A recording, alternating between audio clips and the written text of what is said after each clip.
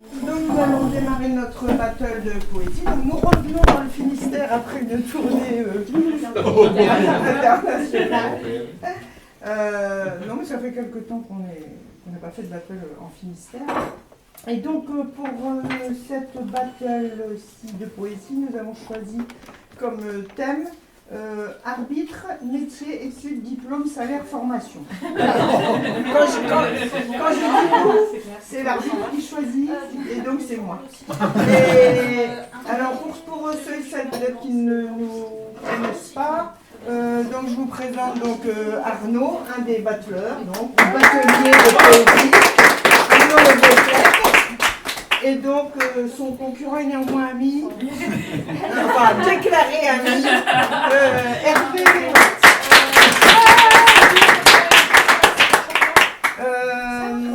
Alors, Anne Julien à l'arbitrage.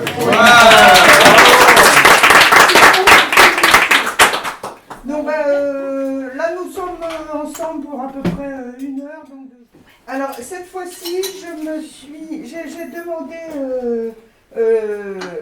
l'aide de mes amis de l'association Complètement Libre, donc qui sont là.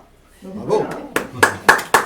Et alors le premier exercice, je l'ai intitulé le courage d'être arbitre. Peut-être que tout le monde se rappelle de la Coupe du Monde 86 entre l'Argentine et l'Angleterre et donc de ce qu'on appelait la main de Dieu de Maradona. Qu'aurait dit votre arbitre à Maradona, sachant que votre arbitre est sans peur et sans reproche? Et donc, je vous demande un poème versifié, rimé, et avec au minimum 4 de ces expressions footballistiques, mais que vous pouvez détourner de leur contexte footballistique, d'accord? Donc, je vous lis toutes les expressions. Donc, il y a la main de Dieu, bien sûr.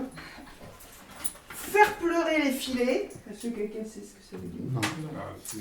C'est un but magnifique. Faire pleurer les filets, ça veut dire tiens, un but magnifique. Les gants en peau de pêche, ça c'est une erreur du gardien. Les gants en peau de pêche. Une complète, œuf, jambon, fromage. Alors ça c'est un geste technique, on ne sait pas lequel. C'est un geste technique. Bouffer ses biscottes, ça c'est relatif à l'arbitrage. Alors je pense que c'est quand l'arbitre n'est pas très bon ou il s'est emmêlé les pinceaux, peut-être, je sais pas. Bouffer ses biscottes. Alors celle-là, elle est belle. C'est une formule inventée par Omar Da Fonseca qui apparemment est un journaliste sportif mais qui invente plein de formules par rapport au foot. Et là, donc, il voulait dire que Lionel Messi donc, a été laissé au repos. Et donc, il parle de cet événement-là en disant « ils ont laissé le petit au frigidaire ». Donc l'expression c'est « ils ont laissé le petit au frigidaire ». Et la dernière que je vous propose, c'est un Playmobil. C'est un mauvais joueur, un Playmobil. Alors, je relis. Il y a la main de Dieu, faire pleurer les filets, les gants en peau de pêche, une complète œuf jambon fromage, bouffer ses biscottes, ils ont laissé le petit au frigidaire, un Playmobil. Et dernière information, et là donc je remercie donc Daniel de Complètement Libre. Votre poème se finira automatiquement par ce vers de Hugo, comme un guerrier qui pend aux poutres du plafond. Ça fait beaucoup. Jolie maison, la maison. Il y a une espèce d'entité bizarre. Allez hop. Donc moi j'ai mis les expressions la main de Dieu, faire pleurer les filets, une complète œuf jambon fromage et bouffer ses biscottes. Quand un joueur de Brest fait pleurer les filets, il n'invoque pas Dieu, qui d'ailleurs est manchot. Dieu n'est qu'un maladroit qui n'a pas son bachot. C'est qu'il joue au ballon, c'est qu'il a des mollets. Il nous l'a fait complète, œuf, jambon et fromage. Et le Gaulle a bouffé sa biscotte au passage. Il n'est plus qu'un rempart inutile et abscon, comme un guerrier qui pend aux poutres du plafond.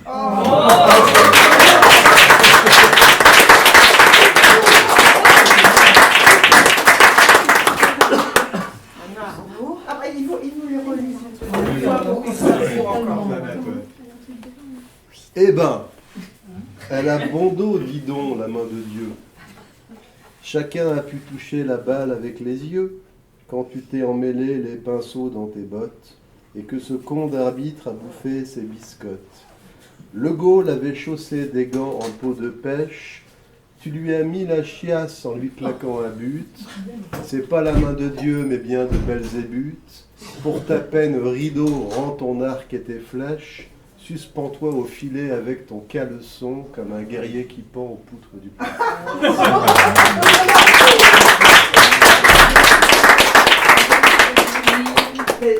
Alors, pour le deuxième exercice, donc, bon, je l'ai appelé, je n'ai pas réfléchi bien longtemps, poème avec zeugme, et je remercie donc Gwen, cette fois-ci, qui m'a donné cette idée d'utiliser des zeugmes. Je vous rappelle très rapidement l'histoire donc, de ce fameux roi Midas et du jugement.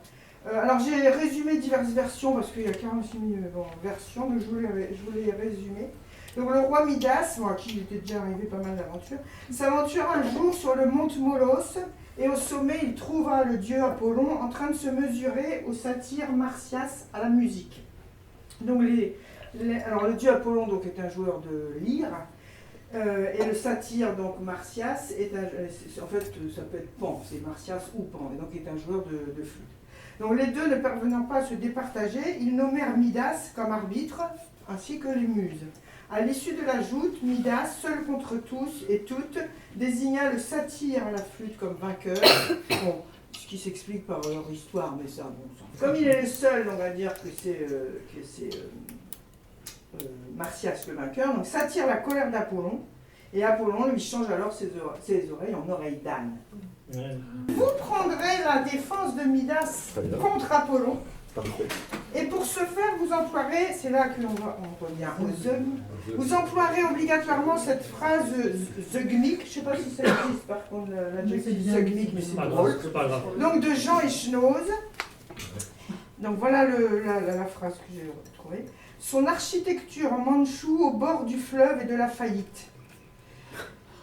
D'accord ? Alors son architecture, Mandchou au bord du fleuve et de la faillite. Comme la Mandchourie, quoi. Oui, mandchou comme mandchou. architecture en mandchou au bord du fleuve et de la faillite. Et donc le zeugme, à moins que tu veuilles expliquer ce que c'est. Oh non, non. Donc, c'est ce qu'on appelle donc, une figure de style. En fait, ça consiste à mettre dans une seule phrase, en fait, en rapport à un mot, mais avec deux termes dissemblables. Par exemple, là, au bord du fleuve, c'est réel. Voilà. Et au bord de la faillite. Là, par contre, on est plus dans une image. D'accord ? Et donc, je vous en propose aussi deux autres que moi j'ai inventées. Enfin, inventées, que n'importe qui pouvait trouver. Mais c'est broyer des branchages, des déchets et du noir. Donc là, voilà, on voit les ou avaler du lait ou du vin, comme vous voulez, et des couleuvres. Obligatoirement, il y a la phrase de Echnoz, ça c'est sûr. Et après, c'est soit broyer des branchages et du noir, soit avaler ce que vous voulez comme liquide, et des couleuvres. Et votre poème, alors là, c'est comme vous voulez. Je n'ai aucune... Ok. Mis à part utiliser ces zeugmes-là, vous le faites en 2 vers, en 3 vers, en 4 vers, en 5 vers. C'est compliqué. Oui, mais t'as vu tout à l'heure, on pensait que c'était très compliqué.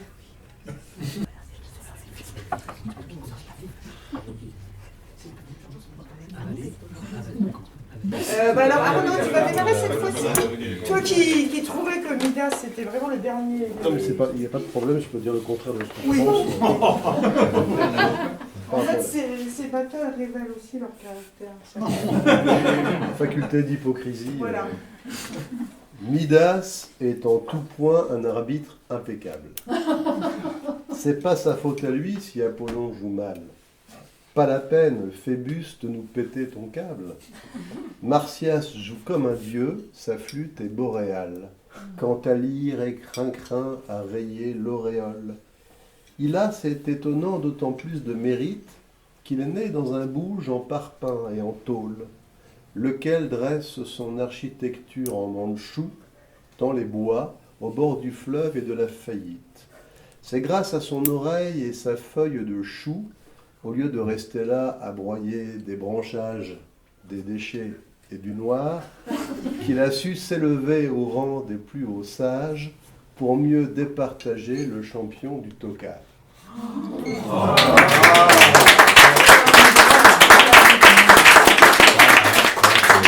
les consignes sont respectées. Hervé.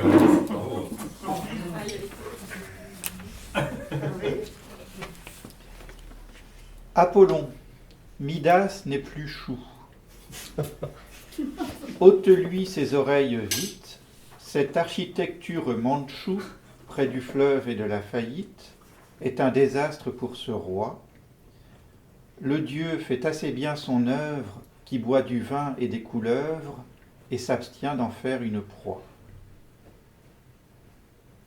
C'est fini. Tu peux bien rire, moi j'ai Ben, Elle est restée bloquée à échec. je m'adresse à Apollon Ouais, bah oui. pour prendre la défense. Pour prendre la défense, ouais. Apollon, Midas n'est plus chou. Ôte-lui ses oreilles vite. Cette architecture mandchoue près du fleuve et de la faillite est un désastre pour ce roi. Le dieu fait assez bien son œuvre, qui boit du vin et des couleuvres, et s'abstient d'en faire une proie. Ah oui.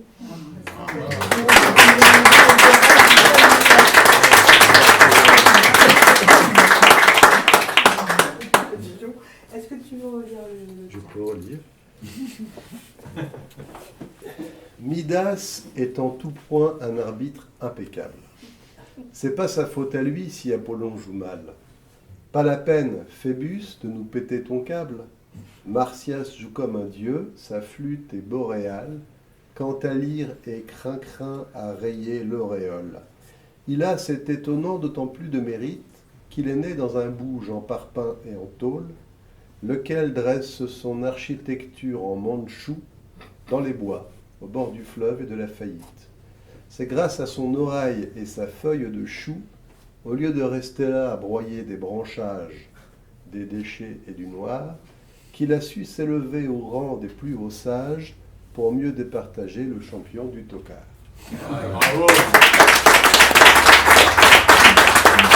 Troisième exercice.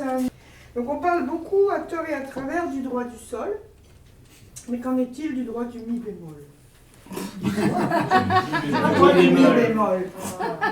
Personne n'en parle, ouais. Et donc là, je me suis servi donc, pour mes consignes d'une idée donc, proposée par alors, Patrick ou Annie. Et vous allez écrire donc une lettre alors, en forme de poème. Alors, et vous vous aiderez des tenues accessoires ci-joints, je vais vous les donner, pour défendre votre note. Il y en a un de vous qui va défendre le droit du sol et l'autre le droit du si bémol. Du si bémol. Si bémol. Ah d'accord, C'est le si bémol. Le mi bémol. Non, J'avais dit. Le si, ça existe, le si bémol aussi. Donc toi, par exemple, tu vas défendre le droit du sol. d'accord. Toi, le droit du si bémol. Mais je vais quand même montrer. Mais qu'est-ce qu'il y a là-dedans? Voilà ce qu'il y a là-dedans. Voilà. Alors, pour celui qui défend le droit du sol, donc il a le droit d'utiliser le casque audio sans fil, la casquette cache-oreiller suédois des Sherpas, des véritables charentaises, un escabeau et un balai particulier. D'accord ? il faut qu'on s'écrive l'un à l'autre? Non. On Après, écrit vous à- pouvez. Voilà. D'accord ? Et par contre, il intègre dans sa défense, Oui. c'est. Tout ça. Pas tout. Combien? Oh, combien 1, 2, 3, 4, chipote, 5. ça chipote. 2 minimum. Ok. Donc lui, c'est pareil. Hein. Il a charentaise, casque, audio. Non, pas partout. Non. Il a. Je sais pas comment ça s'appelle, une sonnette sans fil autonome. Il a une plume d'autruche pour éliminer les nids à poussière. Et il a une casquette cache-oreille quand même. C'est vrai. Ils sont capables de faire n'importe Mais quoi. c'est ça, c'est pour ça. Moi, Ah, Donc toi, tu défends le droit Du sol. T'as oublié le droit du sol. Ouais. Bah non, je vais pas oublier. Française, français. Je le dis en vers, le sol est en droit d'être défendu. Je le dis sans haine et d'un ton sévère, pas de sol en gamme et je suis perdu. Nous glissons nos pieds dans des charentaises et nous nous hissons sur des escabeaux. irions-nous sans sol ramasser des fraises et chanter en chœur un soir au bistrot? Le mi pourrait bien se pousser du col et le fa tomber dans l'affre du dièse. Irions-nous sans sol ramasser des fraises et chanter en chœur un soir au bistrot? Donc,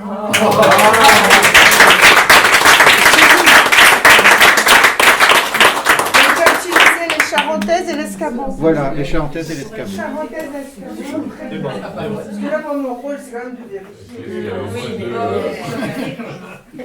Moi j'ai utilisé les plumes d'autruche pour Oui. la poussière. Ouais, Et la sonnette sans fil ni pile, elle s'installe partout là. ouais. Mon cher Hervé, mes chers compatriotes, certains fiefés coquins que je nommerai pas a prétendu convaincre avec son droit du sol. Mais le sol est un couac, bien en dessous du la. Je vante pour ma part le droit du si bémol. Laissez-moi présenter cette note si pure. Le si bémol est beau. Partout dans la nature, on l'entend. Les oiseaux chantent en si bémol. Et l'autruche elle-même a son ton sur la langue, à tel point que sa plume, en balayant le sol, fait la note qui est, ce depuis le Big Bang, l'alpha et l'oméga de tout ce qui murmure, de tout ce qui chuchote et qui bruit dans l'azur. Mais l'arbitre Julien appuie sur sa sonnette. C'est fini le chapeau, t'as terminé ta quête? Car sans fil ni pile, elle s'installe partout et vient toujours conclure en enfonçant le clou.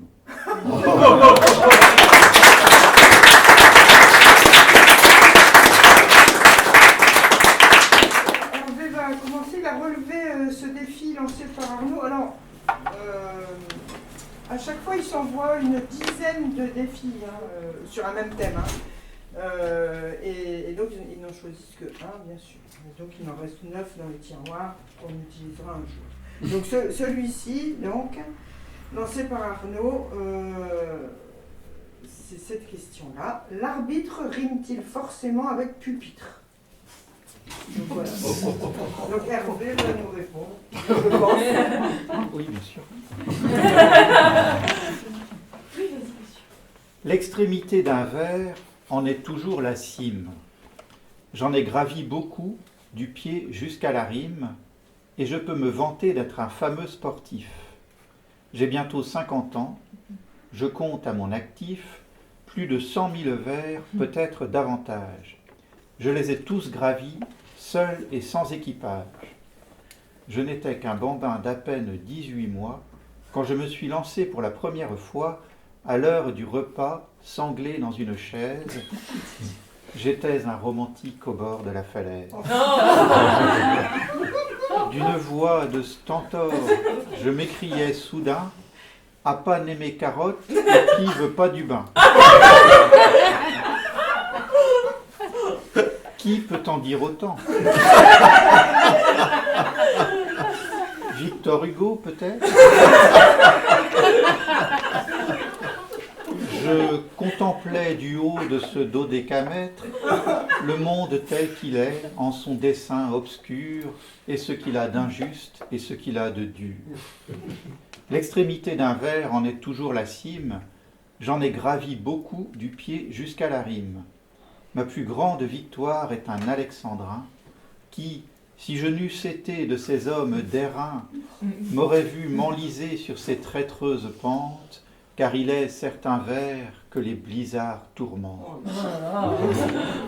On y rampe parfois dans un brouillard épais, on s'y perd dans la nuit des dédales secrets. Miraculeusement, quand on en sort, à l'aube, on vient d'écrire un mot qui ne rime qu'à daube.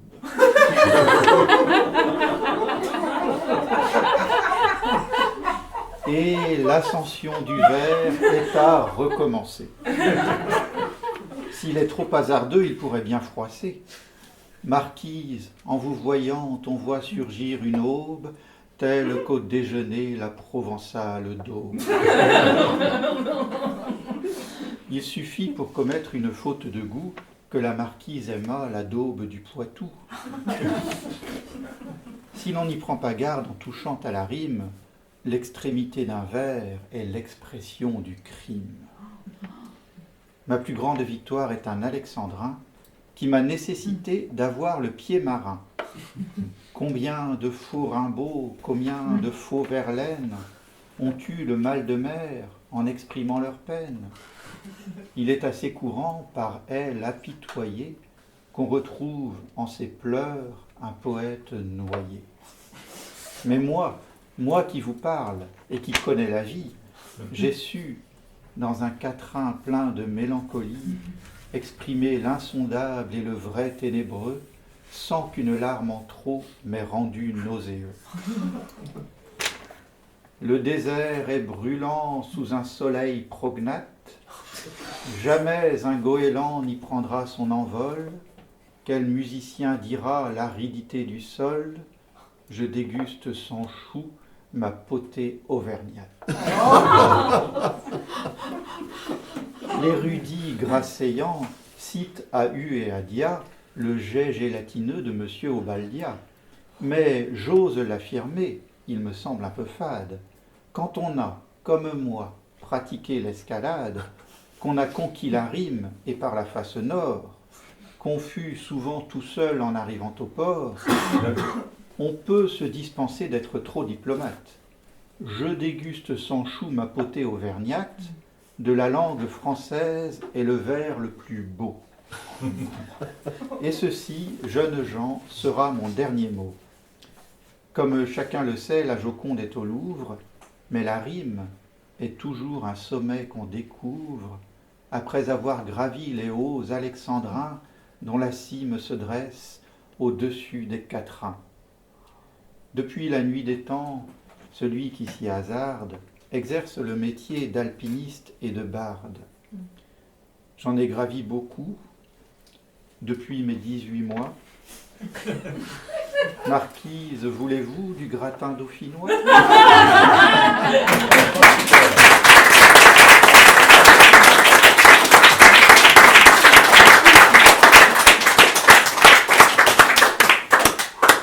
Je veux peut-être préciser qu'il y a un poème que tu cites souvent de René de Obaldia, dans lequel René de Obaldia explique que le plus beau vers de la langue française, c'est le jet gélatineux gêné dans le jasme. Voilà. Ça fait C'est pour ça penser que beaucoup. le jet, voilà. Et oui. Donc toi, tu vas relever le défi suivant, donc qui n'est pas une question, qui est une affirmation que Hervé t'a envoyée, et qui est celle-ci. L'arbitre sifflera 3 fois. Donc je ne sais pas du tout... Non plus. Non. L'arbitre sifflera 3 fois. Il régnait sur la plaine un silence anormal, et mon cuir au soleil se craquelait autant que mon cerveau, lequel faisait plier mes dents, se ratatinant sous mon chapeau principal. Les vautours dans le ciel imitaient les goélands, mais je n'étais pas dupe et je savais le mal qui se tapissait là dans les replis du vent. Il planait sur la plaine un silence létal. Le paysage en toc se voulait très western, mais c'était un décor par essence amovible. On eût pu y tourner le remake de la Bible, Astérix et Milou au pays des Arvernes, qu'importe le flacon du moment qu'au début il commence par un flat et finit par un con. Le con joue de la pelle à l'aplomb du talus, qu'importe le chantier à qui tient le tronc blanc, on fait partie d'un camp, soit de celui qui creuse, soit de celui du gars qui tient la mitrailleuse. Bref, il faisait très chaud. Et je cherchais en vain quelconque estaminet pour m'y rincer la glotte, m'y battre avec des gens, tirer au revolver. J'avais besoin d'action, j'en avais plein les bottes.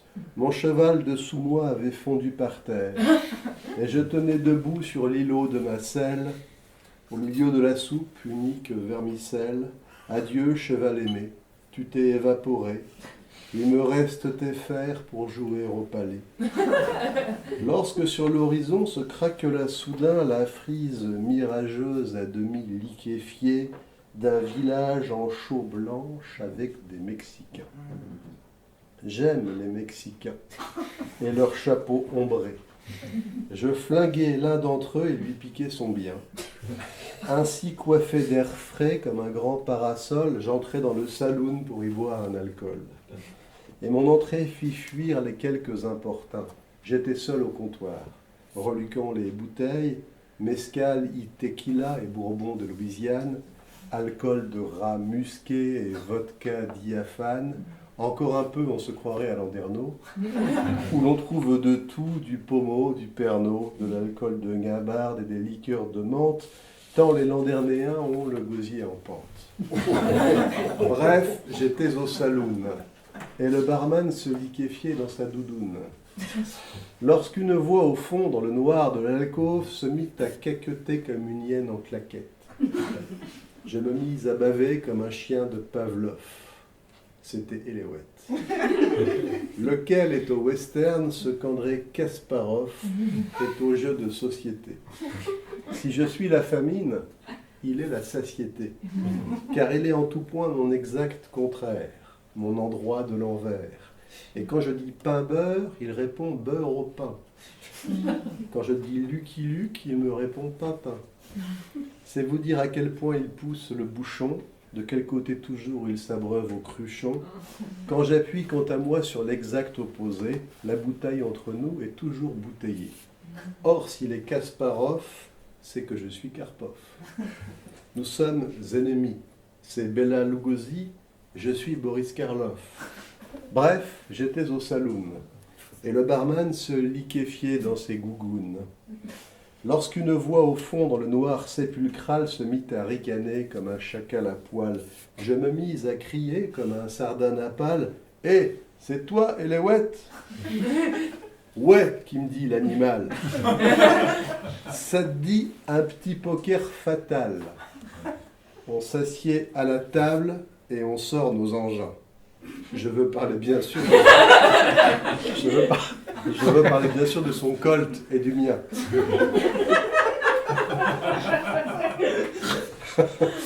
Pardon. Qu'on pose sur la table. Voilà. Et on lève les mains, rien dans les manches, rien qui déclenche, rien qui découpe, pas d'entourloupe, qu'on nous palpe la croupe, qu'on nous zoome à la loupe, qu'on vérifie dedans la poche et sous les bras. Alors Goueflet, qui me dit comme ça, t'as pas perdu la main. Dis donc, Eléouette, que j'y réponds direct. C'est pas pour rigoler qu'on m'appelle Goueflek. En quechua, ça veut dire dépeceur de lapin. Mais en russe, attention, ça signifie poète. Comme toi, Eléouette, dont le sobriquet signe en même temps l'ardeur du rimailleur, traduction suédoise, et le turbin ingrat du rempailleur d'ardoise, chez les Indiens turquoises. Nous sortons tous les deux nos crayons et nos feuilles. Je vais à coups de verre te clouer un cercueil. Non, c'est moi, et moi seul qui resterai le seul, quand tu seras cousu dans les plis du linceul. Eléouette sort d'un coup et sans crier au loup un bel alexandrin, chromé comme un calibre. Je dégaine à mon tour et reprends l'équilibre. Il va tirer, je crois, il lui reste 3 coups. Quand soudain, entre la chaleur qui fait l'enclume et la fraîcheur du bar qui est tel marteau, ce qui fait qu'on s'enrhume avec un chalumeau, voilà qu'éclate un bruit que je connais bien sûr, qu'on ne connaît que trop. C'est le bruit de l'autorité en dur. C'est le bruit du coup de pied où il faut. Le coup de pied de l'âne, avec son sabot, droit dans les amygdales. C'est le sifflet en os de l'arbitre impérial, qui dit qu'on a fini de têter nos whisky, de semer la terreur dans sa circonscription. Pas d'alibi sportif, direction la prison. Il n'y aura pas de champion. Et c'est qui la shérif ?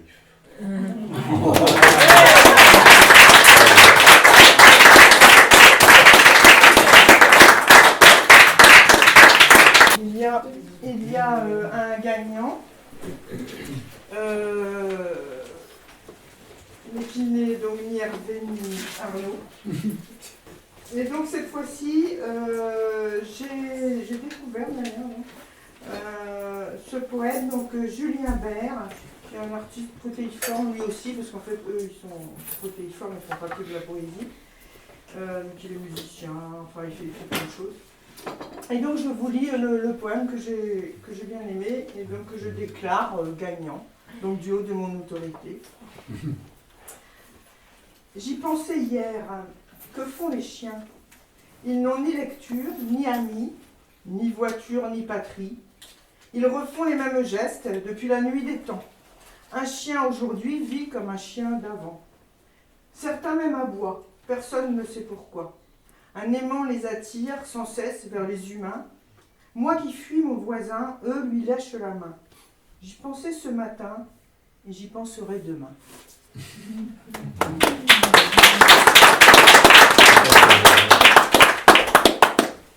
Voilà, nous vous remercions tous et toutes d'être venus, de votre attention, de vos applaudissements.